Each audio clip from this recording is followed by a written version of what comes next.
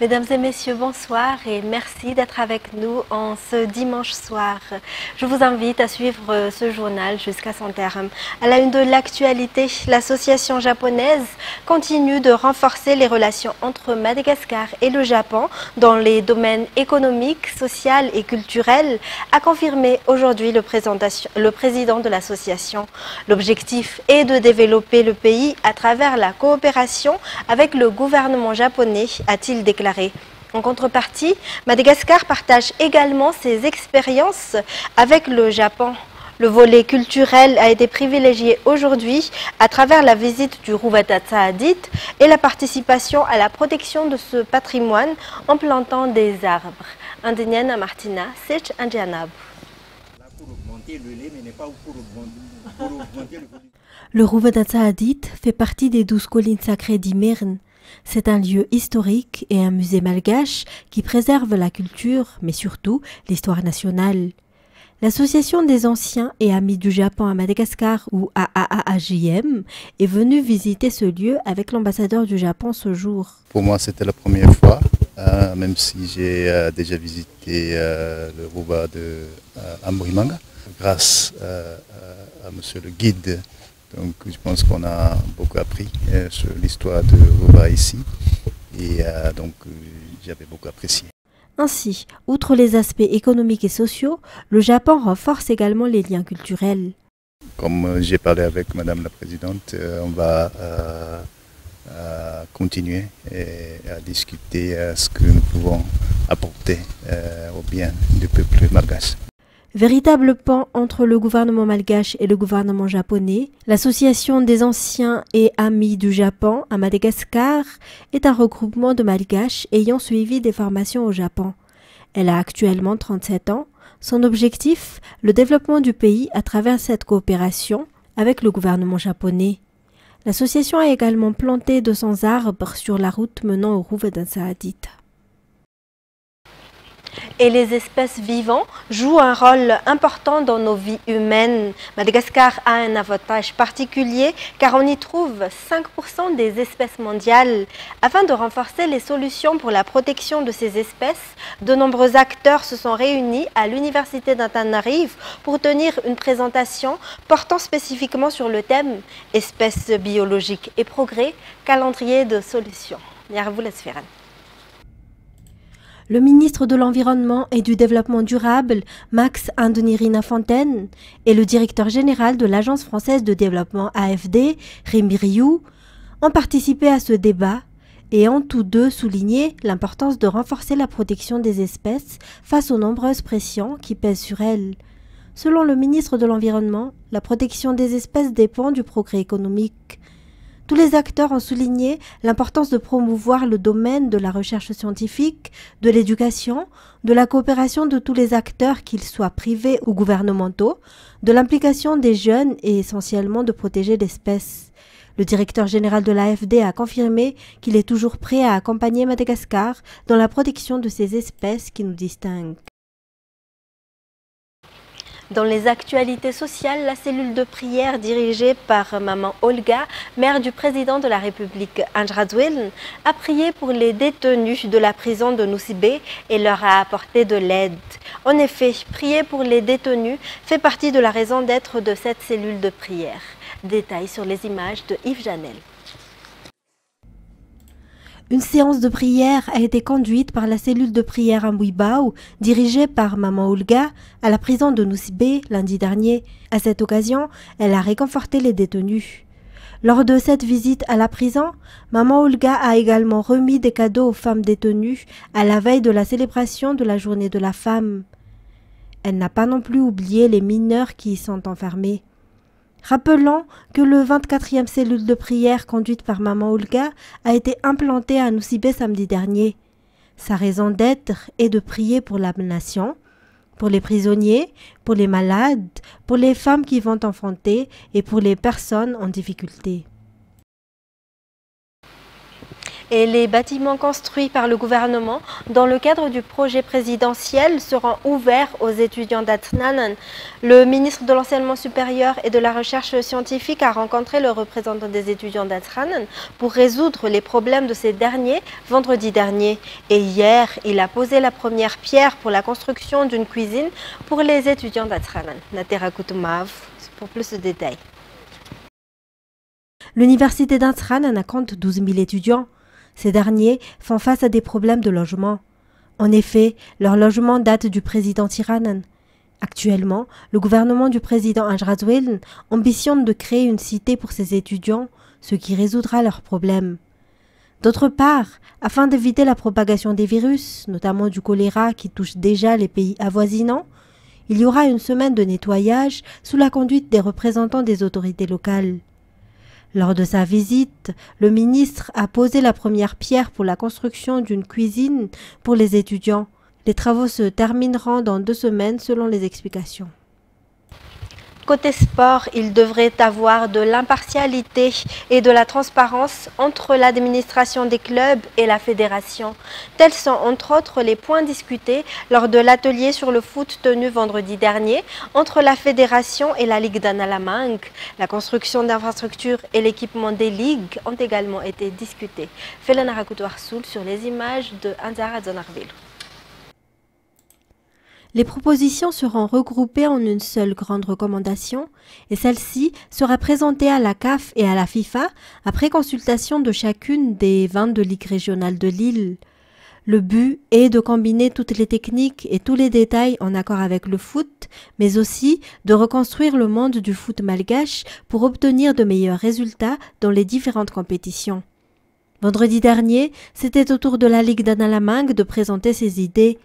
Pour le président de la Ligue d'Analamang, c'est une bonne initiative pour améliorer le monde du foot à Madagascar. L'atelier de concertation a débuté en début de semaine et les ligues d'Analamang et la Timon Jeffan l'ont conclu vendredi.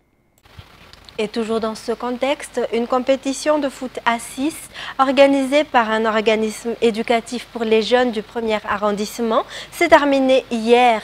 Il s'agit d'un événement destiné à rassembler les jeunes des bas quartiers du 1er arrondissement pour éviter qu'ils ne s'adonnent aux drogues. Toujours un reportage de Felana Rakoutoarsoul. Un Doutapénaka 3 en bleu a remporté la première place en battant un Kassan habillé en blanc. FTA est la 3e dans la compétition de foot à 6 qui a vu la participation de 14 équipes. Il a été organisé par une association locale de formation de jeunes. Le but étant de les former à faire du sport pour être en bonne santé, pour éviter la prise de drogue et pourquoi pas pour être recrutés par les grands clubs, explique le responsable. À noter que chaque équipe participante à cette compétition a reçu un ballon. Météo à présent, l'amas nuageux lié à la dépression tropicale qui est en train de se former impacte déjà la région de Sava. Il est prévu atterrir autour de Voémar d'ici ce soir ou lundi matin très tôt. L'avis d'alerte est ainsi en vigueur pour les régions de Sava et de Diana. Reportage. Le centre de cet amas nuageux est à environ 200 km à l'est-nord-est de Voémar, avec des vents de 45 km par heure et des rafales de 75 km par heure. De grosses pluies sont prévues pour les régions du nord, nord-est, centre-est et nord-ouest. Il faudrait se méfier des crues et des glissements de terrain et aucun pêcheur ne devrait plus sortir en mer. Après son passage dans le nord de l'île, la masse nuageuse résiduelle est prévue ressortir dans le canal de Mozambique pour longer les côtes des régions Bouéne et Mélak lundi soir à mardi. Il pourrait se réintensifier une fois complètement sur mer, mais le service météorologique estime qu'il restera en mer mercredi et jeudi. À l'international, Donald Trump, qui a remporté samedi le caucus républicain du Missouri et du Michigan, compte plier le match contre sa rivale républicaine Nikki Haley mardi lors du Super Tuesday. Cette dernière a bien l'intention d'aller au bout de la compétition. France 24. Le week-end marque la dernière ligne droite avant la bataille du Super Tuesday qui se déroulera mardi prochain, 5 mars, dans 16 États américains et un territoire, les Samoa.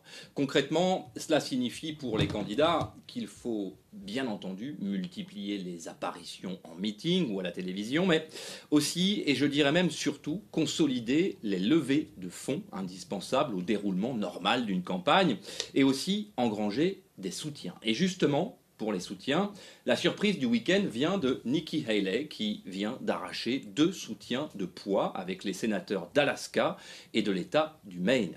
On l'a compris, l'enjeu de ces primaires se déroule côté républicain et même si Nikki Haley a systématiquement perdu face à Donald Trump lors des scrutins précédents, et on pense notamment à l'Iowa bien sûr, mais plus récemment à la Caroline du Sud et au Michigan, l'ancienne ambassadrice à l'ONU n'en démord pas, elle pèse toujours dans la balance et a bien l'intention d'aller au bout de la compétition.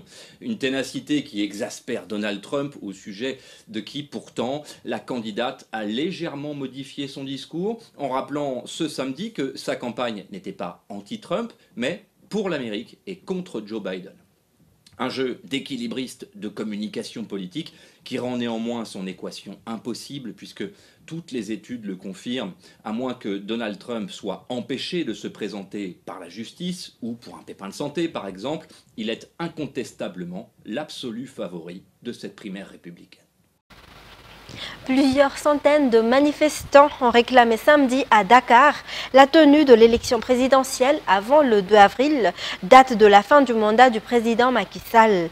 Ce rassemblement autorisé par les autorités a été organisé à l'appel de la société civile et de l'opposition. France 24.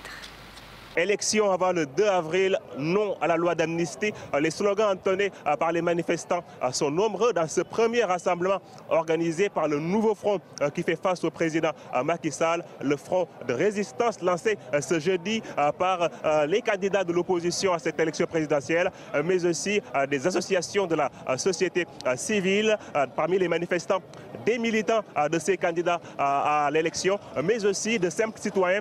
Je vous propose de les écouter. Le Conseil constitutionnel l'avait dit d'organiser les élections. Il avait tout le temps de le faire.